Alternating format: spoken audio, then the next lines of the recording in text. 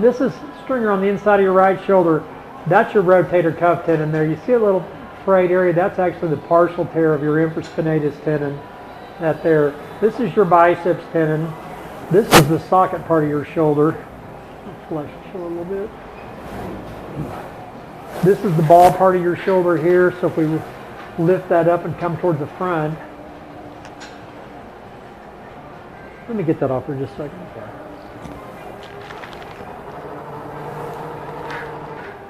Okay, so there's your front rotator cuff tendon. It's called the subscapularis tendon. That one's fine. That runs across the front of the shoulder. These are the top ones. There's that partial tear of that one right there. Here's your biceps tendon. This cartilage right here is the what we call the glenoid. That's the articular cartilage on the socket. Here's the ball up here. All that looks fine. Here's your labrum, and then you see this tearing, and that's in the top front part of your shoulder.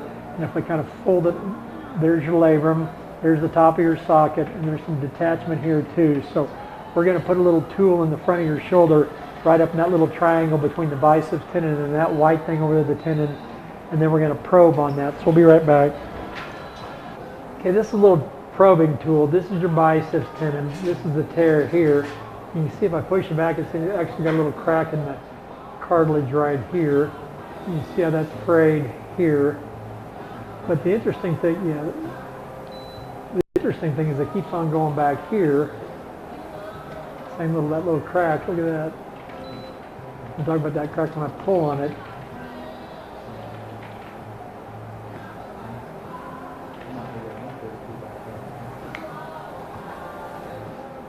It's actually the labrum is pretty well attached. It's the crack in the cartilage right here.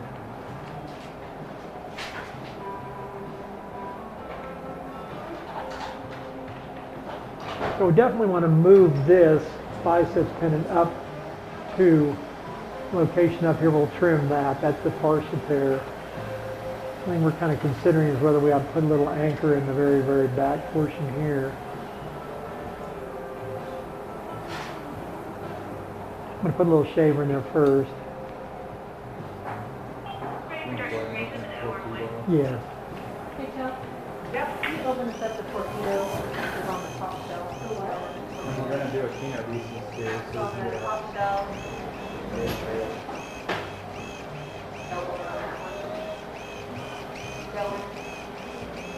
Right there. Yeah, I've got green, lime green, there. It's a rough second. Yeah, grab it and get this in.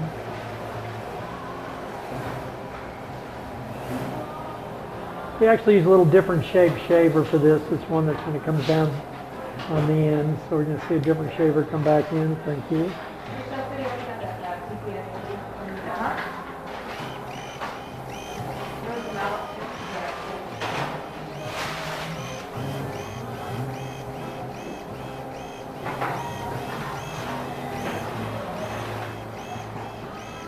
There's people that think that if you move the bicep tendon, you really have to do this. I still like to kind of get it roughened up so that it has an opportunity to scar back down.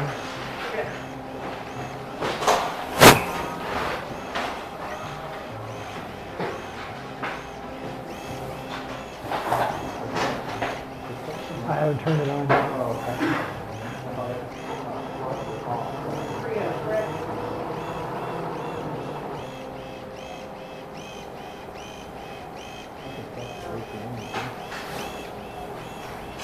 I'm going to come up here and get his, he'll grab that.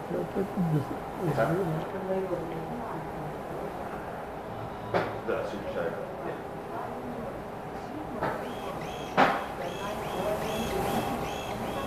Not a very large tear there. We'll look at it from both sides.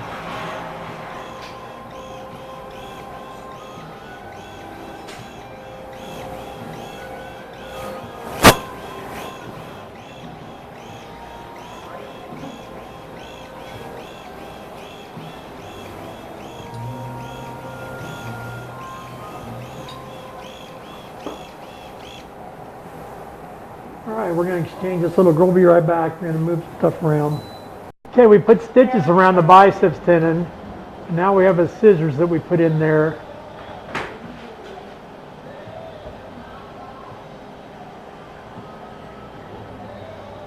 When we get this thing cut, you're going to see it move upwards.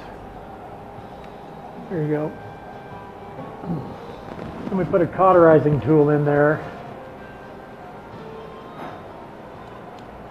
It takes the pull off that top labrum. And we're still going to, like I said, we're still going to roughen that up a little bit more, but now what was pulling on it is no longer pulling on it. What? Yep.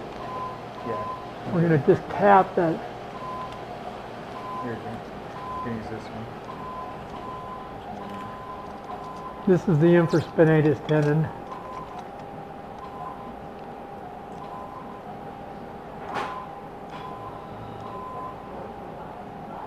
We're going to come down here where we divided it. We're going to cauterize that.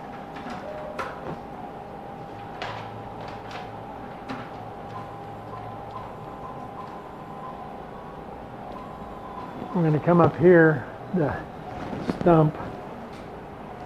I'm going to cauterize that. Except grab that purple.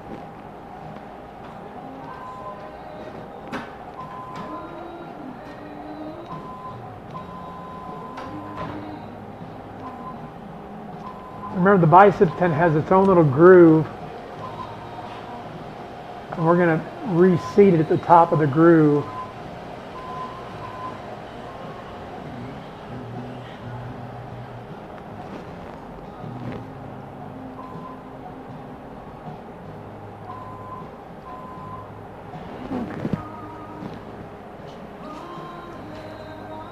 Okay, I'm going to get a tool in here. We're going to make a drill hole, and we'll be right back.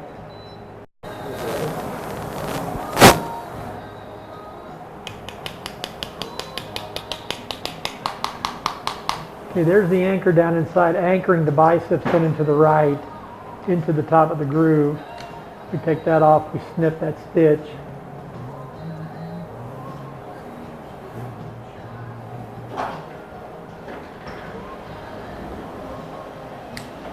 Okay, so now there's your biceps tendon over that vapor one more time. Now the stitches around it, and it's been moved from here up to there. We're just going to kind of mushroom that head with the vapor one just a second, and then we're almost done with the inside here.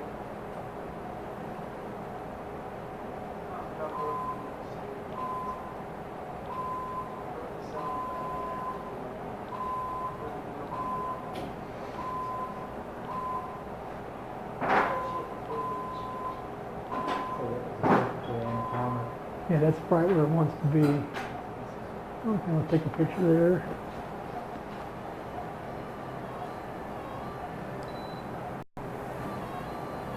Okay, I'm going to roughen that up just a little bit more with that torpedo. Yeah, I'll do this. This is a little tool. Now that's about the size of a BB. You think, what are you doing? I'm just purposely roughing this up a little bit.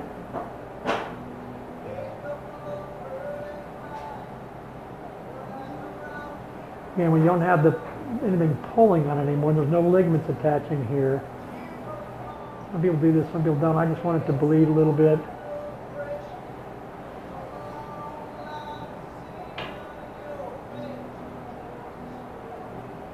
Kind of create a little biology here.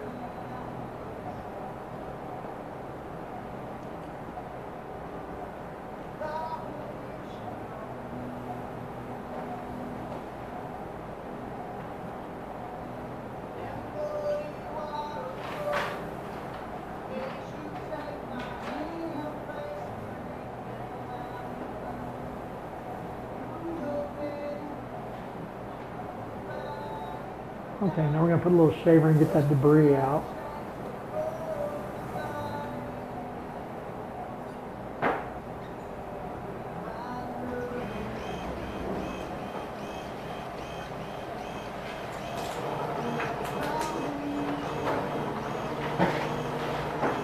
This is just sucking the inside of your shoulder.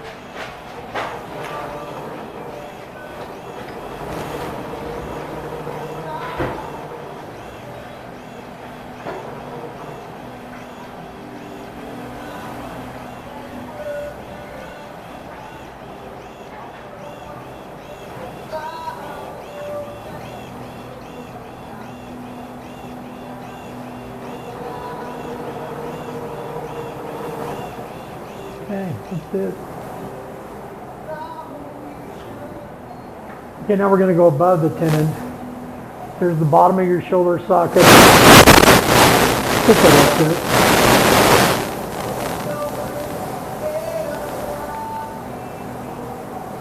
Okay, good. Okay. We're going to take that tube out and begin your biceps tendon. There's the stitches around it. And we're done up here. In here, we're going to go above now. Okay, this is me after I've shaved off the bursa sac, and here's the top of your rotator cuff tendon, and that looks good. And here's the bone above. We cleaned that off to make sure there's no spurs that need to come off. That doesn't look bad, so I'm going to take this, grab the gray, and I'm going to take a probe. Thank you.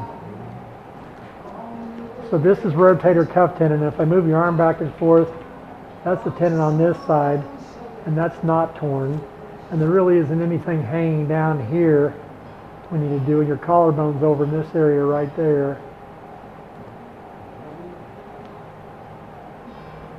So we're done. Okay. Take a picture there too. See that vapor? 1 second, I can get that. Little buddy just kind of bleed a little bit. We'll get that stopped.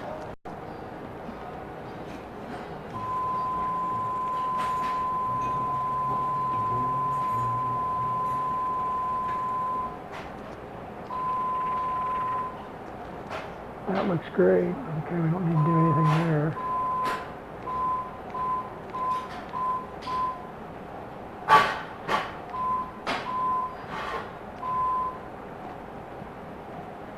Okay, looks good.